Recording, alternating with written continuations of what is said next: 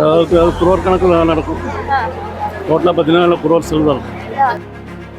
இது வந்து பார்த்தீங்கன்னா இங்கிலீஷ்காரன் காலகட்டத்தில் வந்து கட்டினது.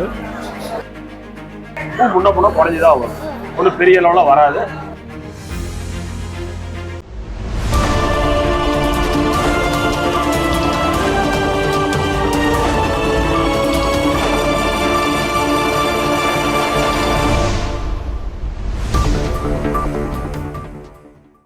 தமிழ்நாட்டின் சேலம் மாவட்டத்தில் அமைந்துள்ள வஉசி மார்க்கெட் மிக முக்கியமான ஒரு சந்தையாகும்.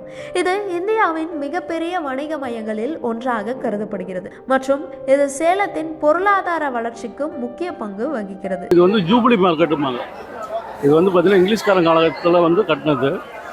அப்போ வந்து பார்த்தீங்கன்னா வந்து இது வந்து குதிரை கட்டுறது லாடம் கட்டுவாங்க இல்லைங்களா, அதுக்காக கட்டின ஒரு இடம். அப்புறமேட்டு இது மார்க்கெட்டாக உதயமானது. பார்த்தீங்கன்னா ஒரு 100 வருஷம் பக்கம். சேலத்தின் வஉசி மார்க்கெட் 19ஆம் நூற்றாண்டின் நடுப்பகுதியிலே உருவாகியது. இதன் ஆரம்ப காலங்களில் இது பெரும்பாலும் உள்ளூர் விவசாய உற்பத்திகளை விற்கும் சிறிய சந்தையாகத்தான் இருந்தது. 20ஆம் நூற்றாண்டில் வஉசி மார்க்கெட் மிகுந்த வளர்ச்சி கண்டது. சீமாட்டி, ஆடைகள், மரக்கறிகள், பழங்கள், தானியங்கள், பூக்கள் என பல உற்பத்திகளை விற்பனை செய்யும் முக்கியமான மையமாக மாறியது. மழை காலத்துல வியாபாரம் வந்து உங்களுக்கு பூ வந்து மழை வந்து ஒரு வாரம் 10 நாள்ல எப்படியுமே பூ வந்து ஏறி வரும். அப்ப வியாபாரம் நல்லா தான் இருக்கும். வெய்ய காலத்தையும் அதே கண்டிஷன் தான். தண்ணி இல்லாத குறைபாடுனால பூ முன்ன குறைஞ்சி தான் வரும், ஒன்றும் பெரிய அளவில் வராது. பூ ஏறி வருது இல்லைங்களா, அதுக்கு தகுந்த மாதிரி தான். பூ நிறையா வந்து வியாபாரம் விலை குறையும். பூ கம்மியாக இருந்தால் விலை அதிகமாக இருக்கும். இப்போ சாமந்தி சீசன் இல்லை, 300 ரூபா 350 ரூபா ஆகிடும். இதே சீசனில் பார்த்தீங்கன்னா கார்த்திகை, மார்கழி, தை, மாசி, பங்குனி, சித்திரை 6 மாதமும் பார்த்தீங்கன்னா ஃபுல்லாக பூ வர மகசூல் வர டைமு.